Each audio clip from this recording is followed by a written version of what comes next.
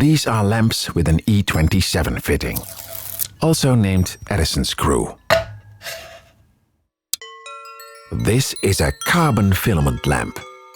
More than 120 years ago they already had better lamps than this. But they continued making them.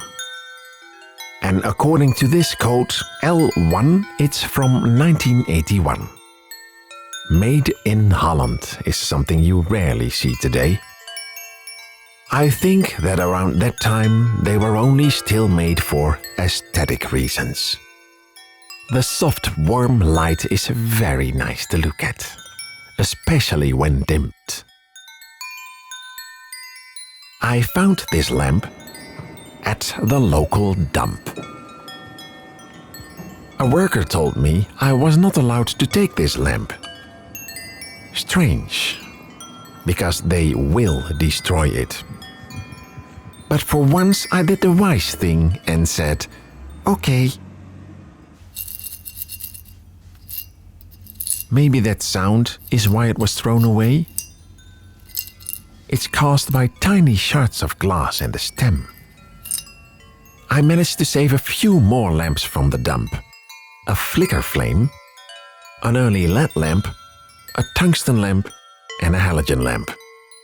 All working. But I'm not done with the carbon lamp yet. Here's one that I found in my parents' basement. The filament on this one wiggles beautifully. The print has faded, so we'll never know how old it is. This lamp has a lot of windings. In a trendy shape, also named Edison. Like the screw, named after the company that introduced it. It's resonating with the frequency of the AC current. If you're very quiet, you can hear it.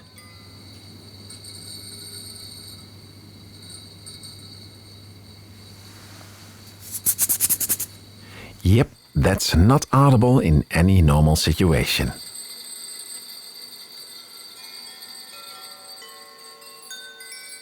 The darkening of the glass is something that used to happen by nature. But it's faked on all lamps that have it in this video.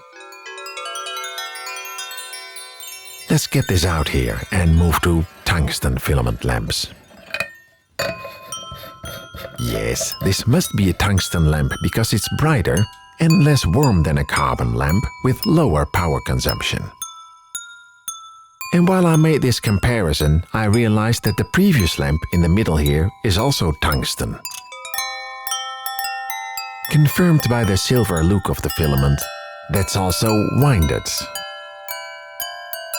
Here is a normal tungsten incandescent light bulb, but it had a little accident.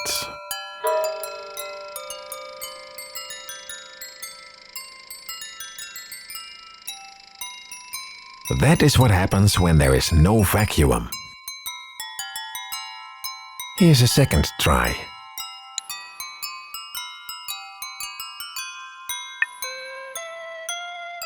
The smoke deposited on the glass, which gave this interesting result.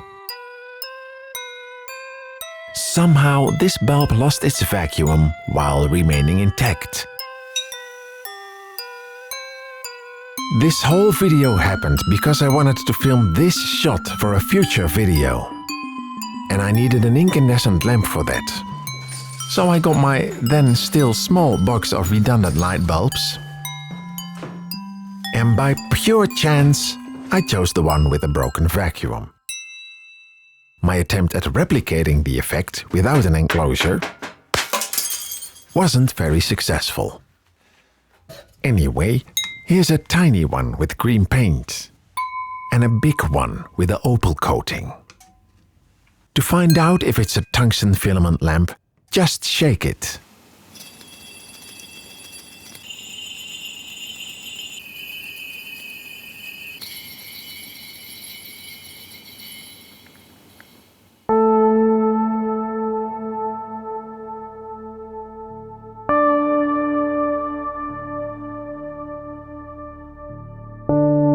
Since this is glowing metal, it's very heat resistant, so they are still used as oven lamps. But the thread is E14, so I cheated with an adapter. Oh, this is not the adapter. It's a LED lamp.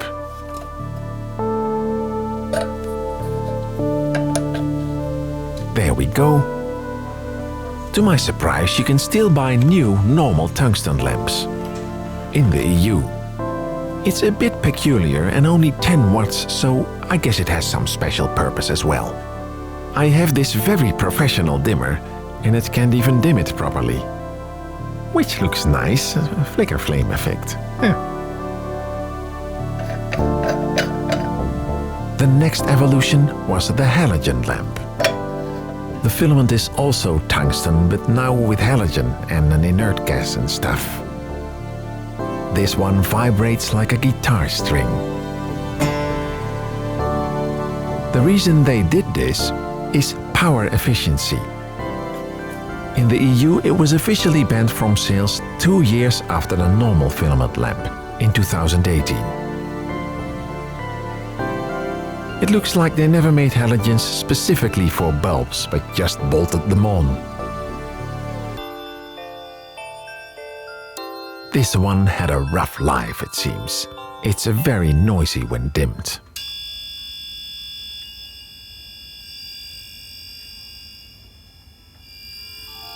When you slightly dim a halogen lamp, it has the color of a normal tungsten lamp, and it lasts way longer. This way, the last 3 incandescent lamps in the house didn't need replacement for over 7 years already. Incandescent lamps have actually a better color reproduction than the sun, except that the light is warmer. With a homemade diffraction grating filter, I can reveal the color spectrum of this cloudy day. And it reveals dark bands in the spectrum. Sunlight is imperfect. Tungsten and halogen lamps do not have those bands. To confirm the accuracy of my filter, I used the laser of this measuring thingy to light up my homemade light line maker. Lasers are known to have only one frequency of light. The filter is working. Where was I? Oh, lamps, right. Reversed reflectors were quite trendy a few decades ago. And this normal reflector uses a diffused halogen bulb. But it's time for the next generation of E27 lamps. Fluorescent lights, also known as energy-saving lamps. Most of them, like this very old used one, needed a warm-up time. With these lamps, a gas inside the tube lights up. They were usually not dimmable.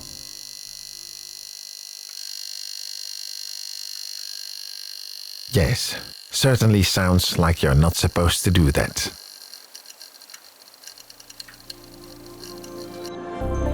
And they're known for their poor color reproduction. Confirmed with the diffraction grating filter, where we can recognize the lamp in various nice colors. The gas inside the tube, mercury vapor I believe, emits ultraviolet light. And that excites phosphors coated on the inside of the tube. I tested various fluorescent lamps and they all show a similar spectrum. But perhaps this true light lamp has a better color rendering index.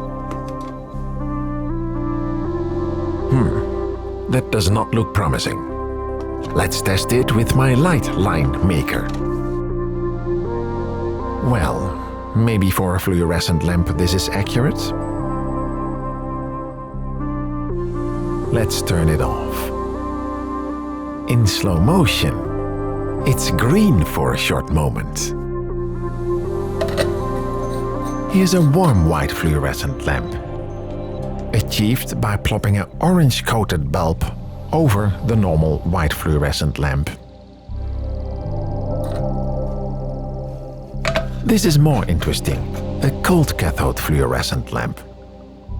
I'm not getting into detail, but this variation allowed smaller and more complex shapes.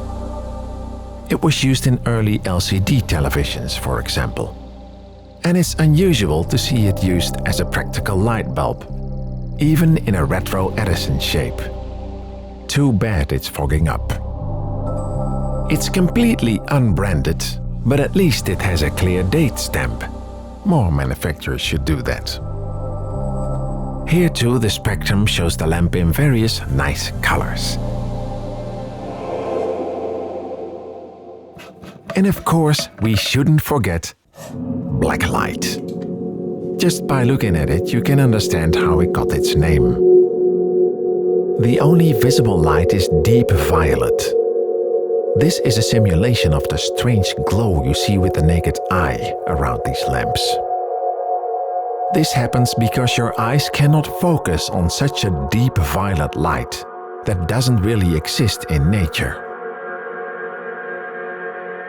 In this overexposed spectrum, the camera even captured some ultraviolet light. Here is it compared with a milky blue sky. The violet and ultraviolet is stronger than the daylight, behind glass at least. One of the uses of blacklight is of course lighting up fluorescent materials that can even be invisible in normal light. I took the opportunity to try and make the black light a white light again, and failed miserably. Holding a normal fluorescent lamp next to it doesn't work, because the more dangerous UV light that excites these phosphors is blocked. And now it's finally time for LED lights. Beginning with one of the early clear glass LED bulbs. With this creative shape, light from the base is dispersed in all directions. This new trendy lamp works in a similar fashion, but they added rows of dots, giving the illusion of a filament. But all light comes from the base. Looks quite convincing. Though the stronger light at the crown destroys the illusion, it does make it a bit more practical. Too bad this lamp also fogs up from the inside. But they seem to have thought of that. Intentional or not, it's a 2-in-1 lamp. The character completely changes. And I can now darken the crown to improve the illusion.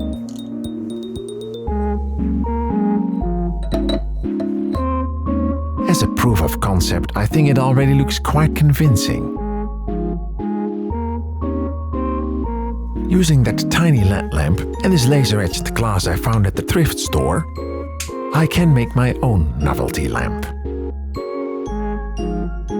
So many creative lamps could be made using light reflection and diffusion. The only limit to its size is the screw base and a handle to screw it in.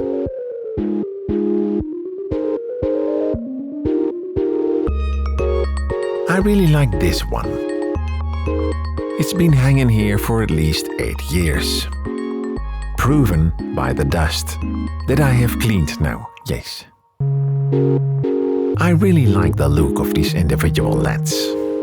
Too bad this lamp isn't dimmable so I could look at it with the naked eye. It's a complex structure, and I wonder if there's manual labor involved. It certainly involves a lot of soldering joints. It has an unusual pinkish color tint that cameras capture like this. And here it is after correcting that. In the spectrum we see a dip between blue and green. And there's also hardly any violet. All white LEDs have this problem to some extent, because it's blue LEDs combined with phosphors that sum to white. More about that later. Here's another creative design. Looks very futuristic, but too small and bright to enjoy with the naked eye. And then we're back to filament lamps. In the form of miniature LED strips. You can see the individual LEDs behind the phosphor. This is an old one and not dimmable. The resulting light show is not inferior to a real strobe. This strobe, which is not a LED, gives an incredibly sharp rolling shutter line. But I'm sure LED strobes can do that too. It depends on the fading time of the phosphor. Almost all lamps are these LED filaments now, at least here in the Netherlands.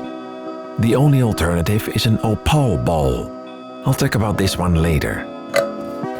Here's a version that gives cold white light. And this one has a changeable color temperature by fading between two colors. This is the most efficient lamp I found. It's a very green lamp. The LEDs are hardly distinguishable on the filament. But the bands in the red spectrum could be one of the keys to its efficiency, and explains why it looks so yellow on camera. With only 2.3 watts, it has the brightness of a 40 watts tungsten lamp. And this is how it compares with the 60 watts carbon filament lamp. But it's very trendy to reduce the efficiency. This extremely trendy Edison style bulb is so dark, almost no light gets through. Once a flaw, now a feature.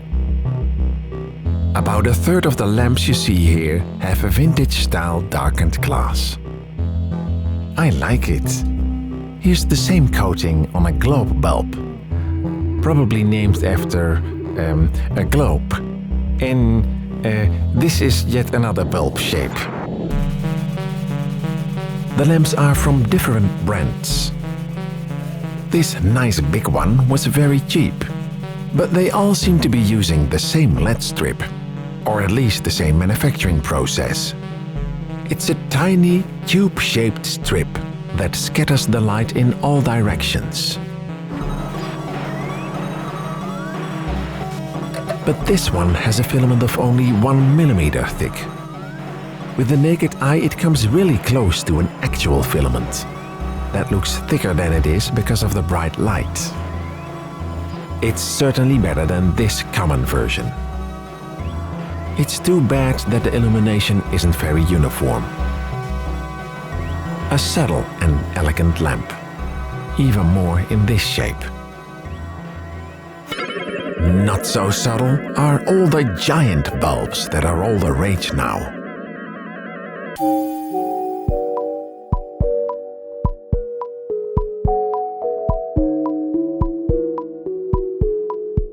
And this is the craziest one that I encountered.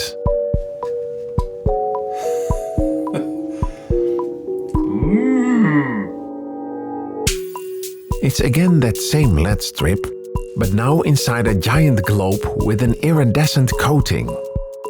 That actually looks better when it's off. The crazy iridescence also results in irregular color dispersion.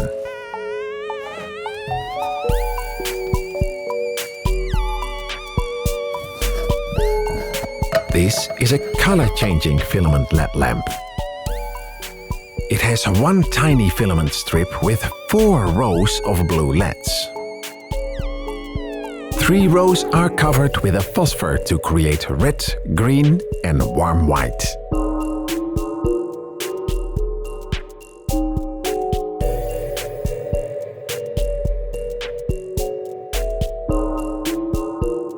This light bulb even comes with firmware that's updating here.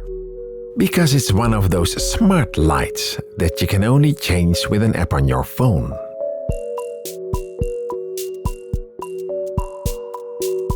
They managed to hide all the circuitry inside the screw base.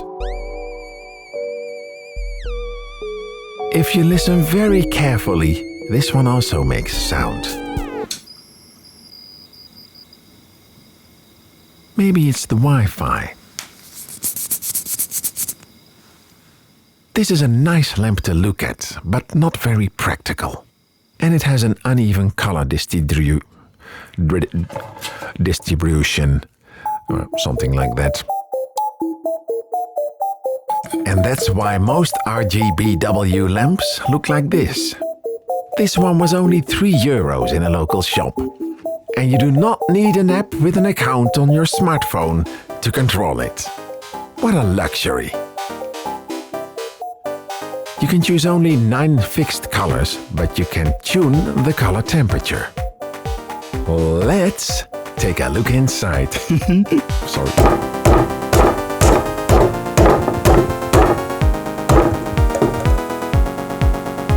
Nice. These are so-called surface-mounted LEDs, an older and therefore more cost-efficient approach. On the bare blue LEDs, I can nicely demonstrate how a phosphor turns it white. Don't try this yourself, because you could be electrocuted. By chance, they came in handy with the blacklight experiment, because it also worked with blue light. Just like these phosphors on the blue LEDs. It's a very cost-efficient way to make colors, but it does impact the energy efficiency and color accuracy. Green looks more like turquoise, and in the spectrum we can see why. The width of one of those LEDs is only 3 millimeters, and actually holds 3 tiny LEDs, which in turn have 6 parts. So each LED on this lamp is 18 LEDs. This shot covers half a millimeter. It's that small. All this incredible technology for only €3. But I'm deviating from the subject a little bit. I was talking about lamps. This lamp is quite odd. It looks like an old reflector lamp, like this one. And it is a reflector lamp. But this lamp too uses LED filaments, which doesn't seem logical for a reflector. Oh yes, and the color spectrum is a bit strange. There's no green. This phosphor is optimized for efficiency to grow plants, because apparently plants don't need green light. Maybe I can save this plant with it. Or should I water it? The possible light spectrum of LEDs goes beyond black light into the danger zone. And the same counts for infrared. I'm sorry, I'm deviating again. Here's another, lamp.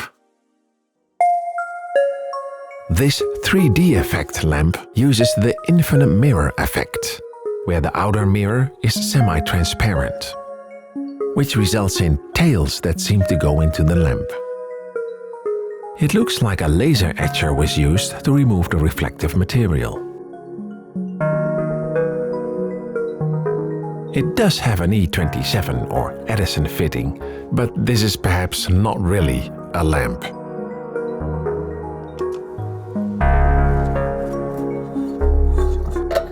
The flicker flame, another lamp that's not really a lamp. Perhaps one of the earliest novelty lamps. The flickering is caused by fluctuating currents, and the glow is neon gas. Nicely confirmed with the spectral grating filter. I have a childhood memory from one of these with a very fluent motion. But I guess I remember it incorrectly, or the lamps have decreased in quality.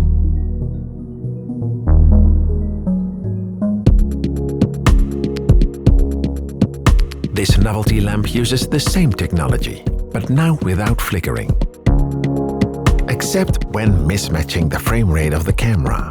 And if we slow that down, you can see that the flowers never shine at the same time because of the alternating current. But the leaves keep glowing and have a different color. And that's because they are coated with a phosphor that's excited by the violet light of another gas added to the neon, as can be seen here. This also makes the flowers look a little more pink than the flicker flame.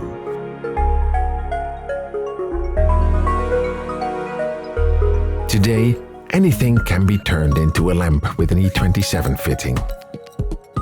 And yes, this already exists. Let's see what the future brings. If you like my style and you're new here, check out my channel.